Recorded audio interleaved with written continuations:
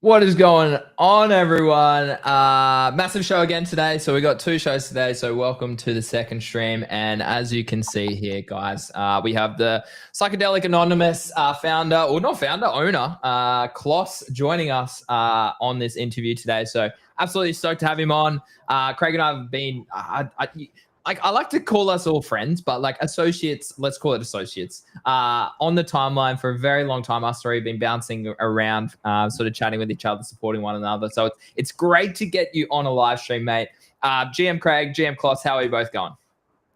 Kloss, you shoot, brother. You go. How are you, man? GM. It's about to be my evening here, so it's always GM. But appreciate you guys having me on. I'm super stoked to finally get the chance to be on the show, as well as just a huge fan of both of you. I think you guys both bring value to the space and make good content, and also just run in good circles and help out people, which I think crypto is missing in a large element. There's a lot of taking, not a lot of giving from creators or just educators in that mind. So I think you guys do that right. But yeah, I'm excited for today. Thanks, bro. Yeah, good to have you here. Yeah. So apologies, everyone, for the delay. I had to leave the Airbnb I was at because the internet was shite. And I've had to gas it back to my house. If you hear any drilling, that's a tiler doing my bathroom. So, yeah, I'm alive and well. Thank you, Kloss, for being here. Thanks for waiting, Greenie. Sorry that took a little while. But also, just to let everybody know, Greenie does have to take off in about 45 minutes or so. So we'll just have to keep it a little bit shorter today. But I'm sure we can still have a pretty good chat. Absolutely. Well, I reckon we dive straight in. So, Kloss, talk to us about your crypto story. So, how did it start? Was it like a particular event? Was it a particular group? Was it NFTs? Was it memes? Was it Bitcoin? Was it Dogecoin? Talk to us about how it all began for yourself. Yeah, so I would say the first time I heard about crypto was in college. People were, of course, buying shit on the black market, and there was obviously plenty of my friends that were getting into that. I personally didn't dabble, but I was very curious about it at that stage. And then, like a few years later, I think probably 1-2 years out of college, bought a little bit of like Bitcoin or Ethereum. Didn't really pay attention to it much. Then I saw, year 3, year 4 out of college, Bored Apes kind of blow up. I saw Gary Vee on literally every Instagram short. And so I started to watch some YouTube videos, and I actually caught a clip from him where he was explaining smart contracts and how, like, realistically they will replace a whole lot of different industries in terms of just mechanics and like outdated tech. And that was, like, for me, kind of the light bulb where I was like, of course I'm getting into this for money, like a lot of people, but like I actually do see the practical application of why like crypto will happen. As well as just like knowing and having family abroad and like knowing how hard it is to move money across different borders in a timely manner. That really kind of brought me in. But I started, I would say, heavy, I think it was November 2021. So I started just kind of trading NFTs, traded a few rugs, got rugged a few times like anyone. Then finally, ended up landing on Psychedelics Anonymous. Was kind of like the first community that I felt kind of naturally at home with. And I've been a part of them for, over 4 years now. So I guess about 4 years now, from, pre-mint to now post-acquisition. But the whole idea for me that really attracted me was kind of like there wasn't really too many different collections that had really nice fine art, which I think if you look at our art, it's very distinct and different. Yeah. Tons of hours, like put in thousands of hours. And our artist is based in Australia too. So he's a really great guy. He's a fan of both of you guys, by the way. Hey. Yeah. Oh, that's lovely to hear, man. Shout out to the artist. We love you too. Yeah, and from my side, it was the psychedelics, having just some experiences with them over the years, mental health side of trying out microdosing and actually having it work for myself as well as others that it's benefited. And then I've had friends either really, really poorly affected by mental health issues or suicide. So but all those reasons are really attracted me to PEA. Obviously the game theory, the lore, the art, those are all added benefits, but that core community is full of people that are just like creators or doctors or artists, musicians. So it's more of like a collective that I really vibe with. At the end of the day, it's lasted 4 years. People still remember the name, regardless of how people feel about it. There's, NFTs that obviously didn't live up to the hype. There's some that probably should never had that hype, but I think for me that really just brought me in, and I ended up being a content creator / kind of consultant for the brand. Then ended up being like an advisor, and then ended up acquiring it. And I've done kind of content creation for numerous different brands, some like Memecoins in private, some like the DeFi and like L2 stuff. As well as now, kind of run and managing PA, and always open to kind of like contract work. But more recently, I've been very heavy into obviously AI, as you guys know, and kind of teaching myself how to code. Just I think those skills are absolutely necessary for what's coming ahead.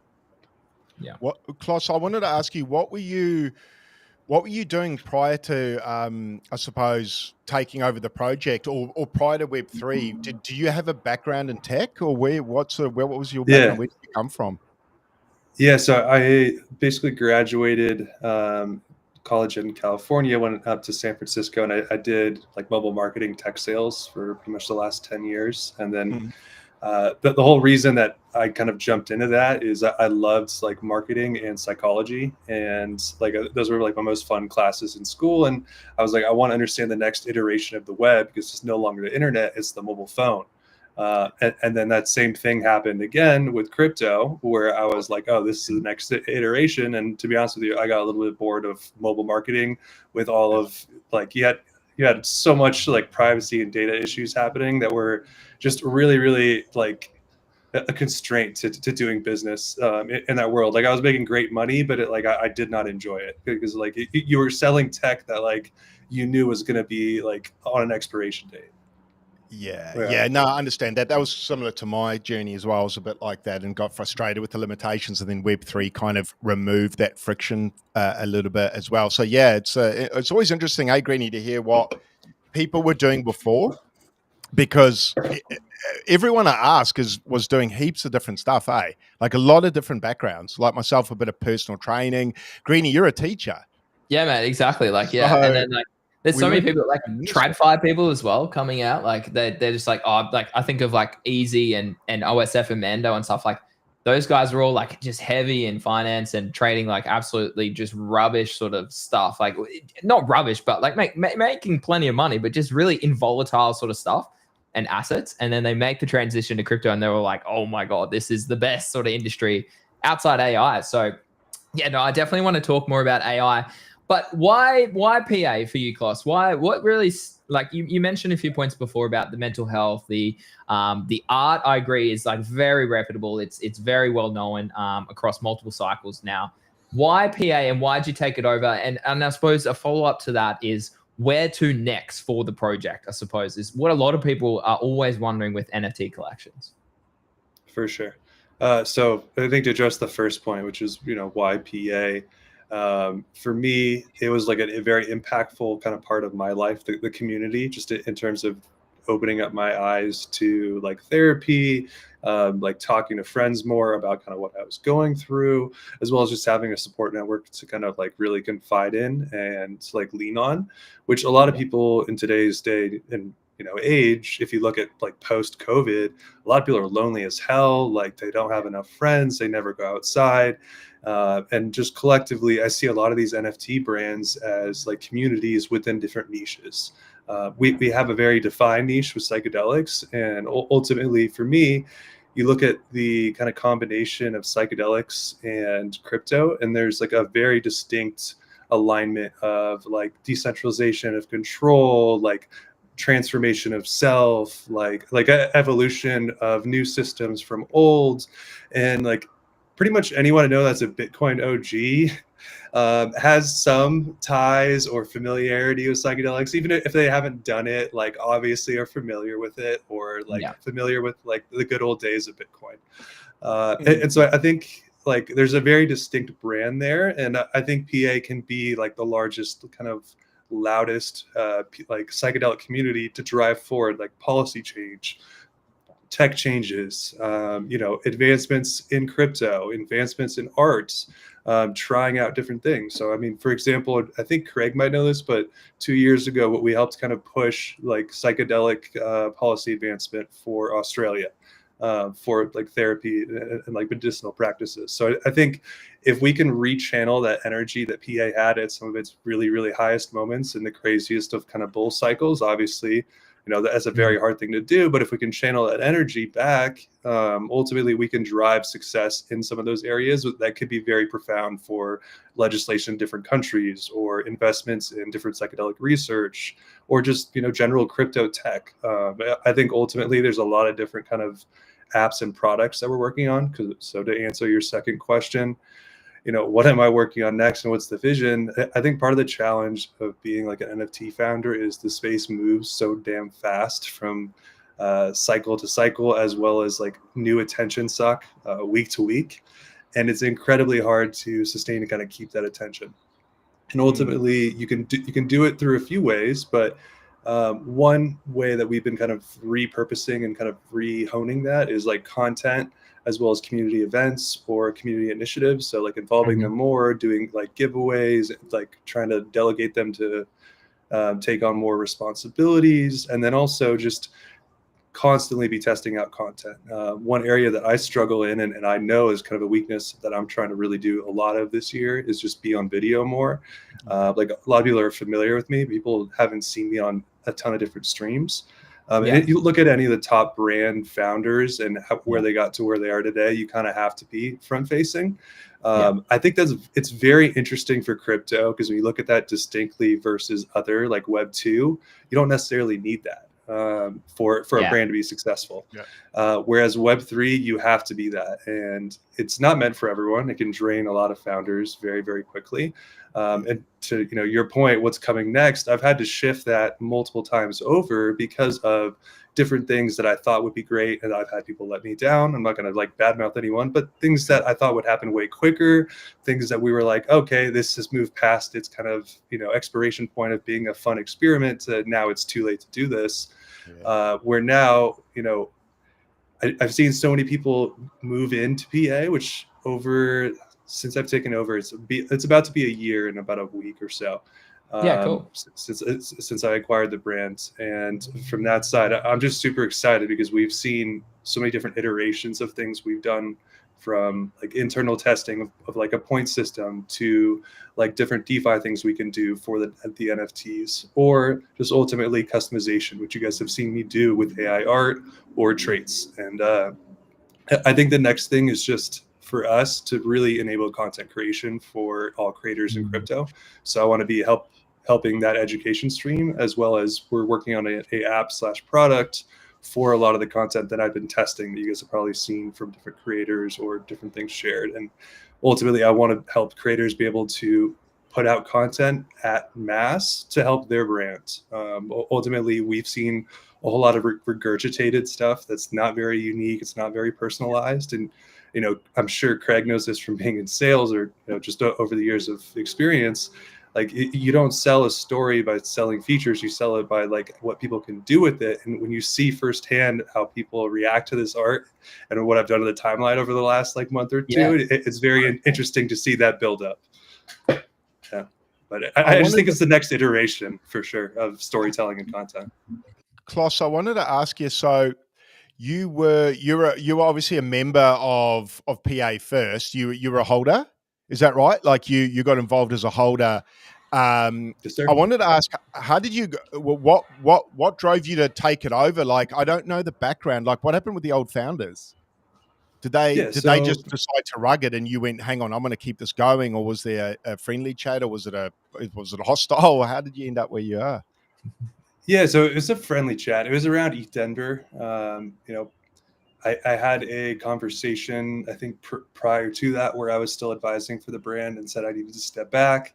That's when I started working for like Thunderhead, and I was doing more kind of work with like promotion of like tongue twisted, Hyperliquid and Monad, and helping them with kind of their DeFi kind of like liquid staking kind of area of content where I just wanted to work on different things. And I'd been doing that for a while, but I let them know, if you guys ever think about selling this or you guys want to take a different direction, I'd be open to kind of taking it on, because I don't think really it's going to last if it's not you or me. And I just felt that confidently, knowing how many people like consider me the top PA content creator, or even who they like assimilate with the brand, where a lot of people at some of the events prior actually like thought that I was like part of the team before I was even part of the team, just because I was helping out with content and education so much. But yeah, had a conversation where they called me around Denver, and I told them openly I'd be open to acquiring it. So we talked for I think a month or two, and then kind of made the decision. Ultimately, it was that they didn't want to see the brands completely die, and I just didn't want to see it go under either. I'd put a lot of time and effort into it over the years, so it was kind of a mutual thing there, where the community was definitely a little bit surprised, but a lot of people were very, I guess, happy with the decision. Like, I'm not sure there would have been very many other picks ultimately. Yeah, that's a pretty tricky one, isn't it? Taking over someone else's project. But I guess if you were sort of working in the, not in the background per se, but if the community kind of were aware of who you are, that might have gone fairly smoothly. But I know just from running my own projects and things like that, taking over someone else's can be a nightmare, because it comes with all their baggage as well that you didn't or it comes with a whole heap of shit that you didn't make, and then you've got to clean it up. Tech debt, yep. Yeah, tech debt. So 100%. No, and I've even tweeted about this before, but it's like, I've been in this space for years. It would have been very easy for me to start my own NFT brand or drop my own coin. And ultimately, like, a lot of those die out very quickly, but I think it's a challenge to take like a legacy brand a lot of people really do love, and kind of get it back to like its greatest moments, which I think still can be done. But to Greg's point, there is a lot of foundational stuff that I wish I didn't have to deal with. That was like, I want to improve this system because it's not where it needs to be for this whole operation to be like fully successful ultimately. Like, we have so many different things we want to release, but we have like minutia of layers below it that aren't built out to support the things we want to do. And to that stage, like, that's also partly why I've been learning to code a ton, and like just kind of helping support myself there, because I've had, and you talk to any founder, I've had, devs completely just bail on me. I've had devs also help me out a ton, but I've had devs just completely bail like mid-project, or like say they're done and then not be done. And it's just like troublesome to deal with that. But it happens a ton in this space ultimately, and you just got to keep building through it. But to, I guess, succinctly wrap up kind of what's ahead, niche kind of psychedelic apps / products. So you guys will see a little bit more about that. An AI art thing that we're working on. I'm working with a few different kind of trading platforms, trying to vet which one we'll do a partnership with. And then trying to do something on abstract that is mental health related. So I'm excited to hopefully see that pan out, but I need to obviously kind of build my relationship with the abstract team and get that all flushed out to present to them. I think, abstract, it's great to hear, like, following trends is key in crypto. And the fact that you've adjusted your strategies over time is admirable, because a lot of people, as you said, like a lot of NFT founders just give up, they brag, or it's too much work. They don't want to work hard enough, that they can't deal with the 24/7 nature of crypto, whatever it is. And it's great to see you battling the many challenges that you have to face. So the mental health side of things, like, I want to touch on that before broadly asking more about NFTs. Like, that's a big thing over here in Australia as well. I know, like, in the education industry, it's massive, right? Like, it's like, there's so many issues that are really coming out into light over the sort of past couple of years, and even probably the past 5 to 10 years. Like, when I was back at school, which is about over a decade now, like, we never really had it. Like, there was a little bit of conversation about it, but nothing where like as dominant as it really is now. And so I love that you and the collection and the team and all of that really focuses on that particular niche, because I think there's just so much potential in that industry, and particularly in crypto, there's a massive gap there. So is that like the primary focus moving forward, do you think? Or is it just sort of juggling a range of different sort of avenues, like the AI avenue, the mental health, the prompting, the creative content creations, all that sort of stuff?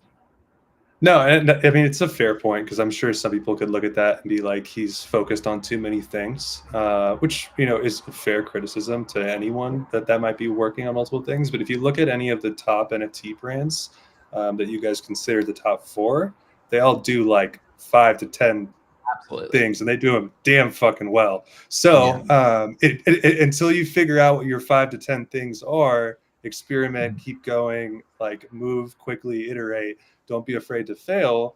Also learn new stuff, because people see, oh, this guy's making AI art derivatives.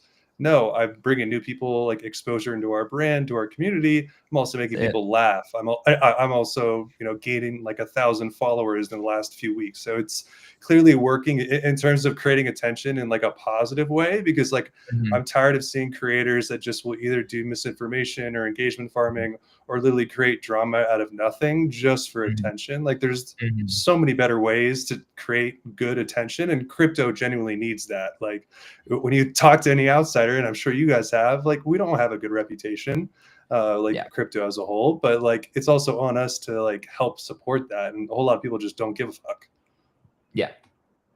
Yeah, no, such a valid point. Literally, yeah. Like it's still like adoption. Like we talk about Bitcoin adoption, and it's at all-time highs, but it's still like what, a minority of the population. I don't even know if you could give it 5% yet of the whole worldwide population, but which is exciting, right? Because hopefully my thing just didn't cut out there, but it's exciting because there's still so much upside potential in AI and in crypto. And I think this is I think AI is probably the best industry in the world to be in, but I think crypto is a very close second, in my opinion, with what disruption, what innovation can really come in the near future. And I suppose that's a good little segue into, what do you think the future of NFTs does look like? Is it ticketing? Is it memberships, like kind of what you're offering? Is it like, what do you think it looks like? Is it IP? Like, I think IP definitely is there. Like, if you look at Pudgies, you look at Punks, but like, like, I'd love to hear your perspective as someone that owns an NFT collection.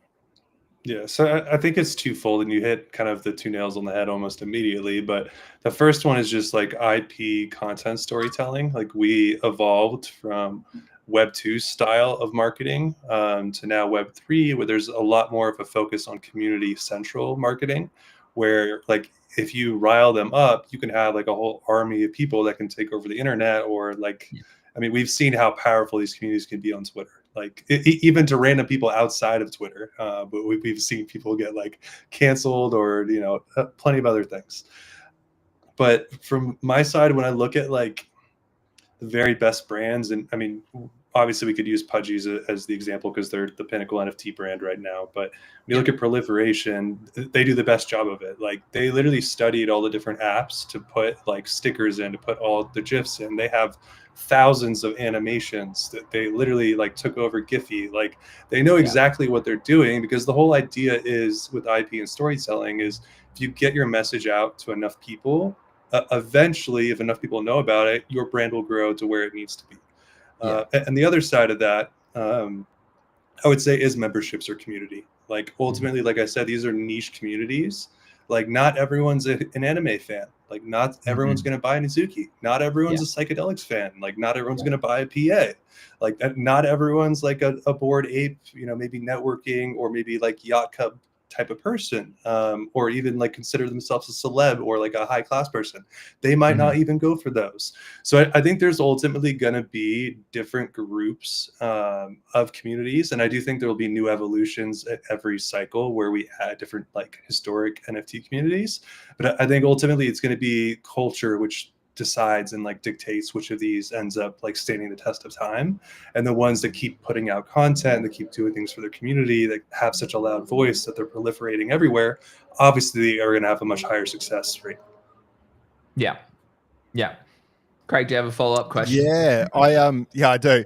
I wanted to ask, in your experience, like I know with growing a brand, there obviously can be pretty big challenges. I wanted to ask, what did you find the most effective way of growing your brand, like online? Was it holding, sort of spaces? Was it being really active in the Discord, active on X? What in, is sort of your your I guess experience was the best way to connect and I suppose not more than connect, grow the brand? Where online did you find you got the most traction?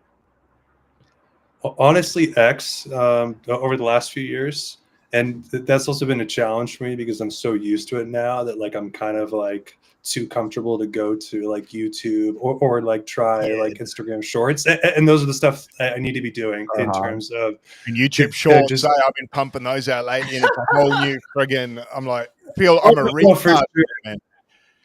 No, but it just feels like learning like a brand new system again. And it's like I have so many other things I'm juggling that like it's not that I'm afraid, but more so that like maybe I'm a little too comfortable. Yeah, it's like time and efficiency too. And so to that point, like I know my weaknesses in like whatever areas, and I'm also very hypercritical of myself. But I have everyone give me constant feedback because I want to know what I could do better at. But to your guys' point, like content is king. Like even you guys as creators, like the reason you guys do better than some is because you're on camera more. You like are featuring other brands more. You're obviously posting articles or talking about different stuff going on in the space.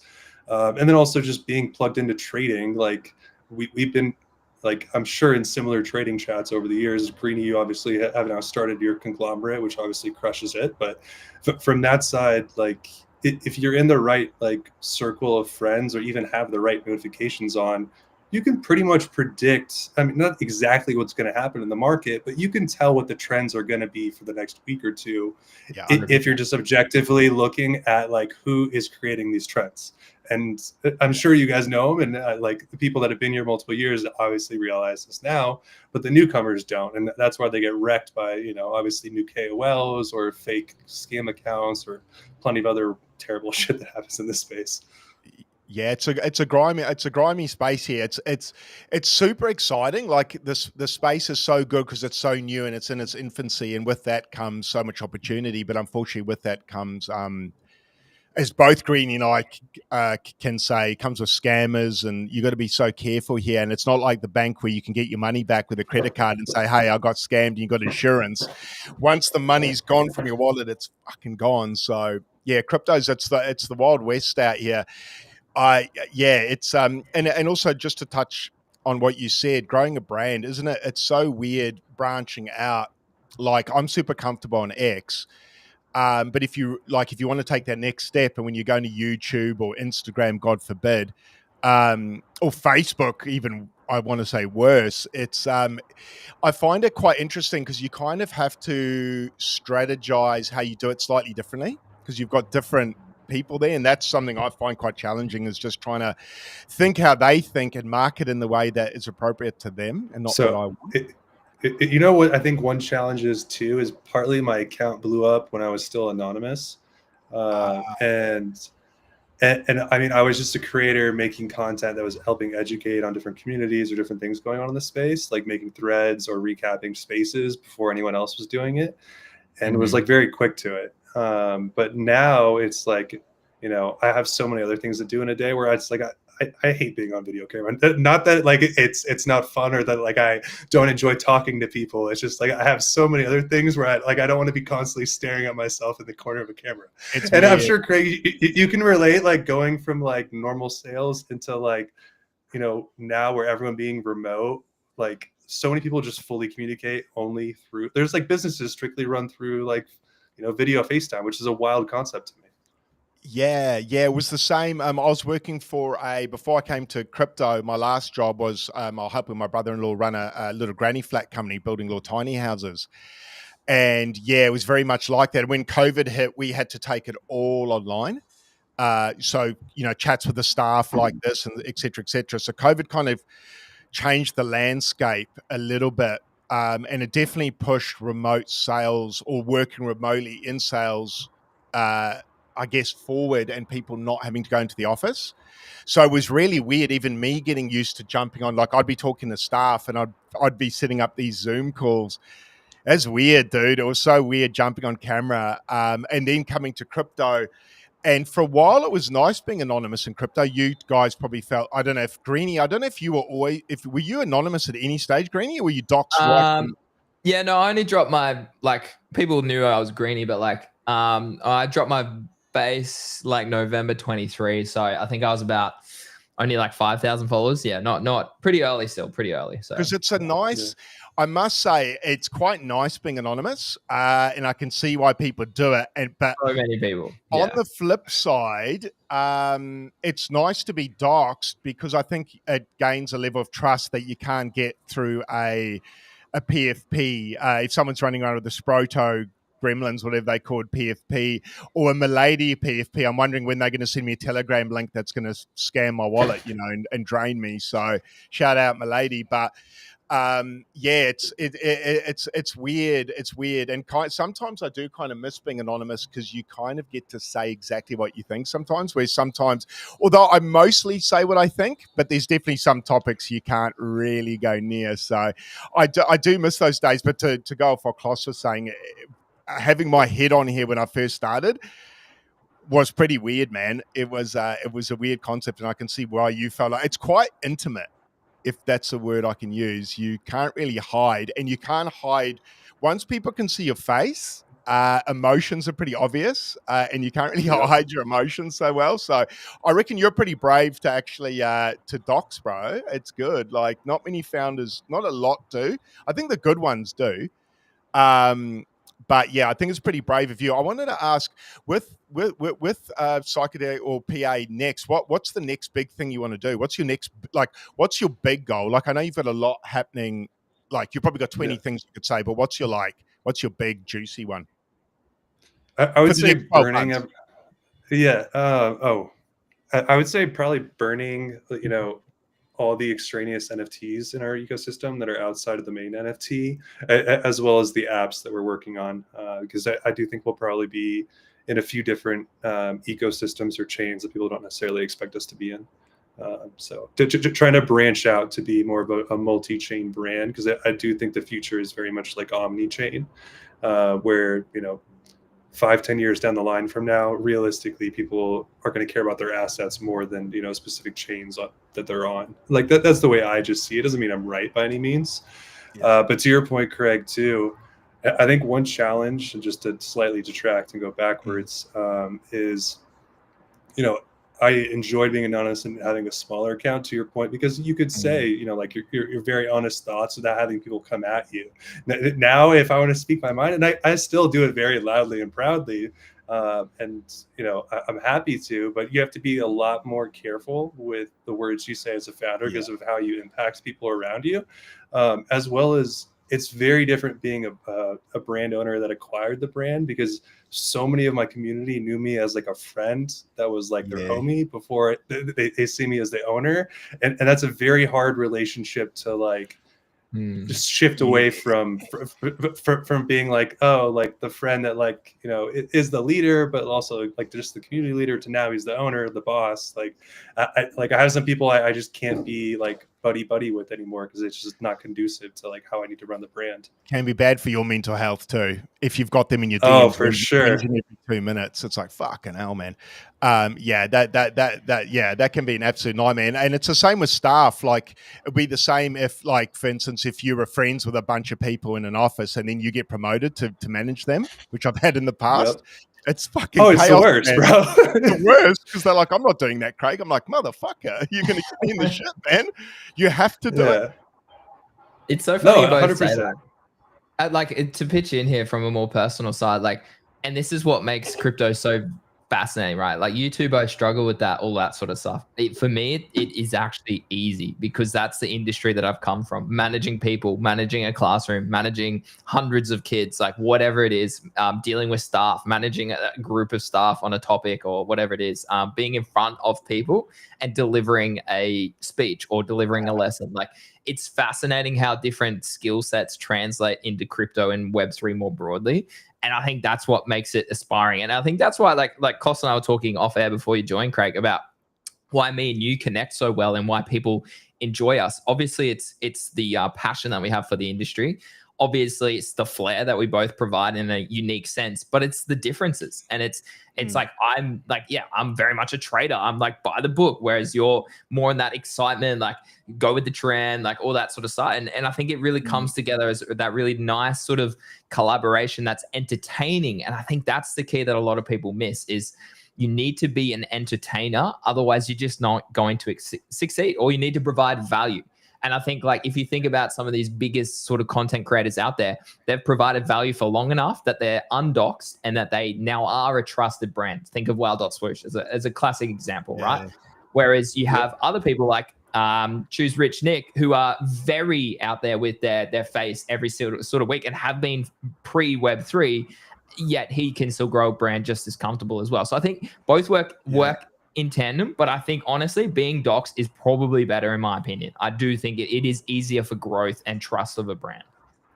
It 100% is. I was just going to add, I 100% agree, but I also think, you know, ultimately if someone's a bad person, they're going to be a bad person. And like, we've seen that like dox people do plenty of bad things too in this space. So like, I just think it's dependent on the person. Like, we've also seen redemption stories too, where like, you know, there's some founders that got plenty of shade previously that are now crushing it. I think objectively you just have to be like honest with like the person as well as like what you know about them and like how often they deliver, how well they communicate, and just your genuine gut feeling. Like, you know, they say that's bullshit, but like we get a gut feeling about people when we talk to them, and it's like generally you should feel or trust that gut. Like, is it always right? No, but it probably is not going to lead you astray in most cases. Like, No. Is that hey Kloss, is that a Bobby Onlyforce? Well, that behind you. I'm at his house right now. Yeah. Oh, that's Bobby. I was like, that's Bobby. I'm like, what the fuck? Why have you got his PMP in the back? That's so. Oh, Bobby, what's up, dude? That guy's the man. I wanted to ask. Hey, Bobby, Craig called you the man. I'm telling him I'm still waiting for that Onlyforce Henri. Hey, what's up, dude? I'm still waiting for that Henri, brother. But it's got to be an ordinal. I wanted to ask, just because you know you're obviously in the NFT space a lot. What's your thought? Where do you see NFTs going from here? Because obviously we had the big pump with Bored Apes in 21. Sure. I think you probably know where I'm going this question. Where to now? We had the big pump, we had the big pullback. Is it a case of now we're sort of hitting primary school now with NFTs and we kind of have to grow up with them?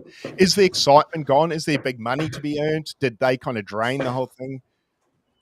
Well, so I think the initial wave that we all saw in like 2021, like I think we'd be foolish to say that we're going to get that exact same wave again. I think anyone that's been here multiple cycles would agree with that sentiment. But do I think that some of these collections, like if they do everything right or have like compounding like actions, could like pass their previous highs? Yeah, but that's also very dependent on so many things outside of like even a founder's control. Like I've seen founders crush it, but also like, dude, do you know how hard it is being an Ethereum NFT brand founder and having everyone shit on Ethereum 24/7? Like, bro, like it's not fun. Yeah, Greeny and I have been smashing Ethereum for about a year now. But in saying that, I think NFTs on Ethereum are a hedge on Ethereum. Like in terms of holding that I agree with. But like ultimately, like anything that we see in crypto, I think the cream rises to the top. Like we see oversaturation of any particular trend. Then like the trend leaders like obviously come to the top. Then we'll see if they survive. But like we've seen that happen to marketplaces, NFT brands, different tech, with like AI. Literally, it's going to happen in everything. But I think in terms of NFTs, we're going to have probably maybe 20 to 50 that I think realistically that will be like probably over the next few years more well known, with probably like an upper echelon of 4 to 10 that are more like, we already have a top 4 a lot of people consider privately or publicly as a top 4 that most people look up to. So I think there's more room in there. It's very hard though to find a niche in between those because they have very distinct niches, and some of them like Pudgy's, for example, good luck taking away Pudgy's attention when they dominate every freaking category, you know, like for example, like that's what makes I think Azuki attractive for some people too, is like that's so distinctly different from what Pudgy's is doing. And I also think what excites me about PA is like no one has our psychedelic niche. Like I'm going to keep leaning into that, whether it's art, music, science, like whatever it might be, therapy. There's different subgroups there all to test and experiment with. We don't know which things are always going to work. And also it's hard to build here too, and I'm not complaining about it, but more from a side of, you could build a really cool product, and the attention of this space, if it's not gambling oriented, or if there's no incentive for them to make some money, good luck for them paying attention to it. Yeah. I mean, I'm sure Greeny can attest to that. I've had some experiences whereby I think something's really cool, and I can't even give an example what I'm going to talk about right now, but I think it's going to hit good, whatever it is, and the meta just changes. And it's like what you were saying you've had in the past. You've had devs, you're like, yeah, this is sick, we're going to do this, and they're a bit slow to roll it out. And by the time it gets semi-rolled out, the moment's fucking gone, and you've wasted so much time. And that's what I find hard in this space, is sometimes you've got a good idea, but it was a good idea yesterday, and today it's not a good idea, and it just won't catch fire. And I've personally had to learn to basically, which I'm not good at because I'm quite resilient, or I won't stop. But in this space, sometimes you have to stop because it just won't fucking work, no matter how. And I'm not saying that about a project particularly, but this industry is definitely one of the ones I've found where you sometimes have to park things until later. It may not be a bad idea, but when the meta changes, like say Pudgies is dominating the airspace, as a founder of another project, you probably have to go, all right, let's let them breathe for a while. We're going to have to give Pudgies a few months here, man, until we release our shit, because we're not going to be able to compete with the mind share.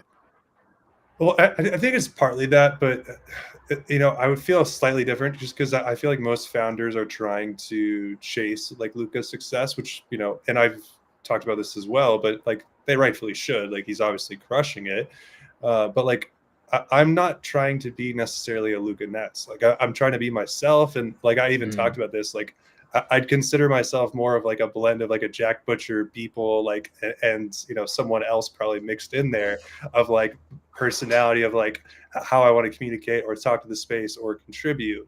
And I think ultimately every founder has some like North Star. Like obviously Luca, he's saying Web3's Mickey Mouse now, and that's his new North Star metric. And we all gotta have that crazy lofty goal. Otherwise, it's like, how will your community even like believe the vision if you don't have that like crazy grand vision? And you kind of have to have that as a founder. So from my side, like even though it might seem like too much or overexposure to too many different items, like I'm planning multiple years in the future. Like this isn't all for just right now. It's so we can release things when they're meant to be released, and also be able to tell what's going to come, or what when things do line up perfectly, we already have something ready, to Craig's point. Yeah, nice. I love that. I think we're down to the last 5 minutes or 4 minutes left, guys, before I do have to bounce. I do apologize. So we've talked niches all show. So let's talk more broadly about crypto. So are you bullish on 25, 26 in terms of where BTC can go? Maybe some price predictions as well. Have you been trading meme coins? Where do you think their sort of place fits within cryptocurrency more broadly as well? And then obviously AI tokens and AI agents. Is that a niche that's going to expand into something way bigger, or is that just something that's a bit of a viral trend and will probably die like the most of altcoins did from 2021? Oh, so many great questions here. Okay. Let's start off with, have I been trading memes? Honestly, trying to, but I have so many other things to focus on that I try and trade the majors that I know will sustain attention versus like the flavor of the day. I used to try and trade the flavor of the day like a year ago. And man, that shit just, it's so taxing on you. And it's like, you can fall asleep for, 20 minutes or a few hours, and things could be drastically different or worse. But for me, it's just too stressful to be in the 24/7 trenches. I've done it. And it's also like a part I think every kind of crypto participant just like experience and go through, just so they can understand the flow of attention, as well as like how information moves in the space and how like coins even get to the stages they are. Because like if you don't understand those dynamics, you're going to get screwed over a lot more, probably just due to your own like misinformation and lack of education. So I think from that side, trading a little bit, but mainly trying to look for stuff that can sustain the next few months to a year versus trying, like I said, flavors. Bitcoin wise, pretty confident in it the next few years, to be honest with you. I do think with like a Trump presidency, we likely see, and this isn't financial advice by any means, but I think we likely see, that 250 like K mark, I think is very doable, maybe even higher. Like, I mean, I saw CZ's predictions, and of course, all the big like industry leaders are going to have massive predictions. But it's also like, you look at Ethereum and Solana, and just objectively speaking versus Bitcoin, I've seen so much more despicable behavior on Ethereum or Solana than Bitcoin. So just that thesis alone, like, it gives me enough reason to believe it'll be like digital gold for like, you know, like the long-term future. Like, I don't see another major cryptocurrency competing with it. And then in terms of what's next for me, like, ultimately really focused on PA products we want to release, as well as just trying to deal with some of the pain points or challenges of like Craig kind of mentioned, like acquiring a brand and like needing to retouch up the foundation of a house, for example, like he's doing right now. So I think from that side, you know, all this compounds, and, you know, the first year was a lot more about me setting up what's to come. The next few years is a lot more about like having that vision actually hopefully come to fruition. Yeah, no, I love it. Well, Kloss, I think Greenie has to go. So, look, I want to actually get you, if you're up for it, get you back here when I'm actually on time, man. Crack open your brain a bit more, man. Because, by the way, shout out to you. I don't know who it is, but someone on Abstract says Kloss is the MVP of trending prompts. So yeah, I know that. I agree. I think we'll get you back in a couple of weeks once you've dabbled a bit more in that prompt stuff, because it's certainly, I think a lot of people need to focus on that, like we spoke about earlier, but also it's great to get one-on-one sort of information from yourself who's executing on it daily at the moment. So that's exciting. Yeah, it's good to actually finally get you on camera, brother, and chat to you. It's been a while. It's an absolute pleasure. But we'll let a long time in the making. And Kloss, we're going to get you back on here, bro, because I want to break open that big brain, because it's good to get people a lot smarter than me on here. So that's kind of the goal, man. My goal is really is just to get people smarter than me in the room, man, so I can milk you for all your information. So, but brother, it's been great. Look, having you on the timeline, you're one of the founders that I think you move in the right way. You treat people well. And I think you've got good intentions. So I know Greenie and I want to, we want to give a microphone to people more so that are like that, and less airtime, I think, to people that are kind of extracting from the space, which I think happens too much. Because obviously hype and emotions and that gets viewers, but it's not really teaching people. So I want to get more people like you on here, so we can actually show people that Web3's not just the sandpit of leeching of people and nasty shit. Let's have good shit. So Kloss, I just want to say thanks for jumping on, brother. You're the man. And sorry I was a little bit late, everyone, but Greenie, I'll drive home every day and do these streams, bro. I'm not gonna do it on the laptop from that shithole, but yeah, mate, I think that's a good idea. But you do the close off, Greenie. You do the close off. No, well, yeah, massive shout out to Kloss, guys. Go follow him on Twitter. He's putting a great amount of content out there. You might even see my Pudgy Penguin being adapted into different ways daily on the timeline. So I love seeing that as well. Great for my content, and then I literally use it like for a GM post or anything like that. So I appreciate you, mate. And yeah, as Craig said, can't wait to get you back on maybe in the next month or so. I look forward to it. Appreciate you, gents. Absolute pleasure being on the show. Thanks, mate. And Craig, have a lovely afternoon. And I don't think we're live tomorrow, guys. So yeah, we're not live tomorrow, but we'll be back on Thursday. So yeah, I think so. Or we might be live tomorrow. I'll give you a message, because maybe I have to come home, but we'll see how we go. Easy. All right. As always, guys, thanks for watching, and we'll see you next time.